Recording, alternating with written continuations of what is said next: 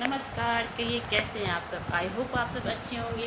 तो मैं आज अपरा एकादशी के बारे में बात करने आई हूँ। अपरा एकादशी, जैसे कि नाम से ही पता है कि अपरा एकादशी, ये एकादशी क्या है, इसे कैसे करना चाहिए, इसे करने से हमें क्या लाभ होता है। बहुत सारी महिलाओं को ऐसा संशय है, तो इसी सब संशय को दूर करने के लिए मैं आई हूँ। अपरा एकादशी जैसे कि कुछ अपार पाना चाहते हैं तो आप एक अपरा एकादशी का व्रत कर सकते हैं। चाहे वो कुछ भी हो सकता है, अपार धन, अपार लक्ष्मी, अपार विद्या, अपार जो भी अपार आप पाना चाहती हो तो अपरा एकादशी से व्रत कर सकती हैं।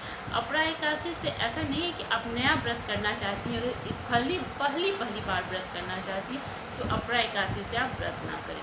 आप पूजा पाठ कर सकती हैं ऐसे, लेकिन व्रत का आरंभ आप ना करें, क्योंकि ये कृष्ण पक्ष की एकादशी है। ऐसे एकादशी शुक्ल पक्ष से ही उठाना चाहिए। तो यदि आपको करना ही है तो आप ज़्यादा अच्छा रहेगा कि नवंबर महीने में जो उठनी एकादशी होती है उससे आप अपना व्रत आरंभ करें। उससे भी नहीं हुआ तो अभी जेठ मास में जो कृष्ण पक्ष जो शुक्ल पक्ष की जो एकादशी आएगी, निर्जला एकादशी, उससे आप व्रत करें।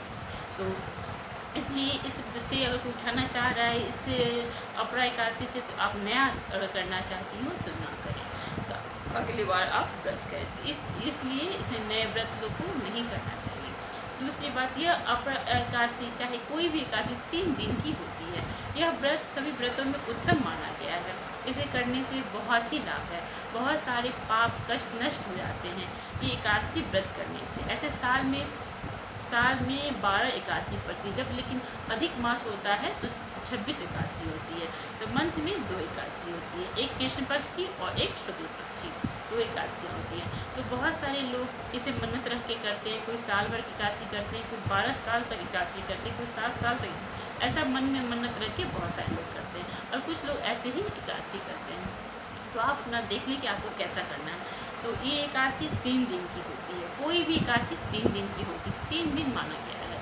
इस बार जो अपरा एकादशी है वो दिन शुक्रवार 23 तारीख को पड़ रहा है, लेकिन इससे अगले दिन गुरुवार है। गुरुवार को हम लोग बाल नहीं धोते हैं। जिस दिन नहाए खाए हैं तो उस दिन आप बाल नहीं धो सकते हैं। बहुत सारी महिलाएं गुरुवार को बाल नहीं धोती हैं, तो आप बुधवार को बाल अपना साफ से धो लें। लेकिन आपको उस दिन लहसुन प्याज नहीं खाना होगा, क्योंकि आप गुरुवार को भी बाल नहीं धोइएगा। तो चूँकि लहसुन प्याज नहीं खाइएगा, तो इसलिए आप बुधवार को बाल धोती हैं तो लहसुन प्याज का ध्यान रखना होगा कि आपको उस दिन भी लहसुन प्याज नहीं खाना होगा, क्योंकि व्रत है। ये व्रत सभी व्रतों में महान है, उत्तम है, इसलिए आपको इन चीज़ सब का ख्याल रखना होगा। तो इस तरह आप व्रत करें। बुधवार को बाल धोएं, गुरुवार को आप नहाए खाएँ करें, उस दिन सात्विक भोजन बनाएं। अगले और सुबह शाम तक आप खाएं। कोशिश करें कि रात्रि के भोजन का त्याग करें। अगले दिन एकादशी के दिन सुबह नहा धोआ के साफ स्वच्छ वस्त्र पहने, अपने घर की साफ सफाई करके गंगा जल से शुद्ध पवित्र कर लें। फिर से है भगवान विष्णु और लक्ष्मी नारायण की पूजा करें। आप गणेश भगवान की भी पूजा करें, साथ साथ लक्ष्मी नारायण की पूजा करें। इस तरह आप अपना व्रत करें। भगवान के भोग में अनाज का भोग न लगाएं, उन्हें फल फूल का भोग लगाएं, नैवेद्य लगाएं, लेकिन तुलसी पत्र जलाना न भूलें। इस तरह आप लक्ष्मी नारायण की पूजा करें। और पूजा करने के उपरांत आप जल, चाय, कॉफ़ी कुछ भी ले सकती हैं, तो आप अपना ले। कोई आदमी अगर दवा वगैरह खाता है तो आप दवा वगैरह खा सकते हैं, इसमें कोई दिक्कत नहीं है। इस तरह आप अपना व्रत करें। और अगले दिन द्वादशी को सूर्योदय के बाद आप इसका पारण कर सकती हैं। पारण हर बार हर चीज़ से लगता है, लेकिन यदि आपको पता नहीं हो तो तुलसी और गंगा जल से आप पारण कर सकते हैं, कोई संशय नहीं है। तो ये था एकादशी से पारण तक की विधि। और इसे व्रत करने के बाद अब अगले दिन ब्राह्मण को दान जरूर करें। आप आटा, गेहूँ, चावल छोड़ के जो भी फल फूल, पैसा दान कर सकती हैं, तो आप दान करें।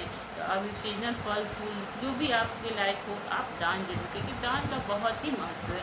और दान करने से ही हमारे जो ये पुण्य है, हमारे एकादशी व्रत का पूरा लाभ हम ले पाएंगे। तो इसलिए अपने भोजन करने से, नमक खाने से पहले आप ब्राह्मण को दान जरूर कर लें और सेंधा नमक बना हुआ भोजन आप ग्रहण करें। इस तरह आप द्वादशी के दिन पारण करें, लेकिन उस दिन भी सात्विक भोजन ही करना है। लहसुन प्याज से बचना है, लहसुन प्याज आपको नहीं खानी है। सेंधा नमक में खाना बना के खाना है। इस तरह हमारा एकादशी पूर्ण होगा और पूरा उसका लाभ उठा पाएंगे। एकादशी की बहुत सारी बातें हैं, बहुत ही व्रतों में उत्तम और महान माना गया है। इसमें बहुत सारे नियम हैं, तो आप इन सब नियमों को अच्छी तरह से जान लें, नहीं तो छोटा छोटा चुप होने से हमें उतना पुण्य नहीं मिलता जो कि हमें मिलना चाहिए। इसलिए मैं इस पर एक और वीडियो लाऊंगी और ज़्यादा कुछ बताती हूँ तो ये वीडियो बहुत लंबा हो जाएगा, इसलिए मैं फिर अगला वीडियो लाऊंगी जिससे आप लोग सही से सब कुछ जान सके और इस व्रत को कर सकें।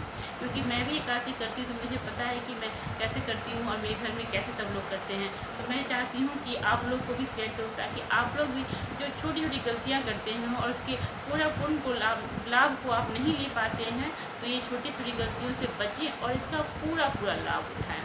तो ये था मेरा शॉर्ट वीडियो। फिर मिलते हैं अगले वीडियो में आप लोगों से।